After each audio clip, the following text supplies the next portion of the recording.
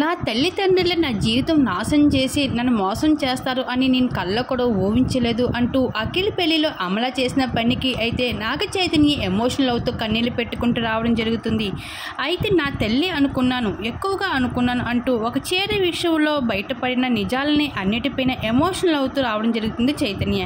ఇంకా అక్కినైన అఖిల్ పెళ్లి ఎంత సింపుల్గా జరిగిందో విషయం మనందరికీ తెలిసిందే.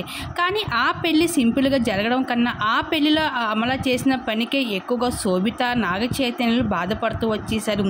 ఇంట్లో పెళ్లికి చుట్టంలాగా వచ్చిన శోభిత అసలు కోడల ప్రవర్తన ఎక్కడైనా ఉందంటూ నెటిజన్స్ కామెంట్స్, వీటన్నిటిని ఎదుర్కొంటూ వచ్చేసిన శోభిత, వీటన్నిటిపైన రియాక్ట్ అవుతూ వచ్చిన నాగ చైతన్య మొత్తానికి. ఇంకా అఖిల్ పెళ్లిలో పెద్ద సంఘటన చేస్తూ వచ్చేసింది అమల.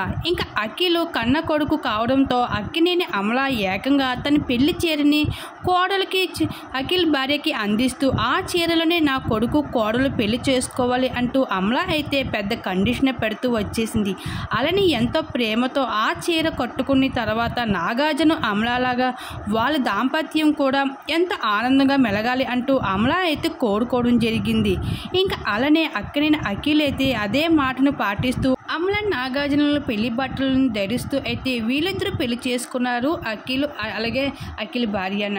ఇంకా ఆ ఫొటోస్ కూడా బయటకు రావడంతో అసలు విషయం బయటపడుతూ వచ్చేసింది. ఇంకా ఈ విషయం పైన నాగ చైతన్య కూడా చాలా ఎమోషనల్ అవుతూ రావడం జరిగింది. ఇప్పటి వరకు నా తల్లి అనుకోని అమల నేను మోసపోయాను, కానీ చివరికి తన కొడుకు విషయం రాబోసరికి సౌత తల్లి బుద్ధి చూపించుకుంది.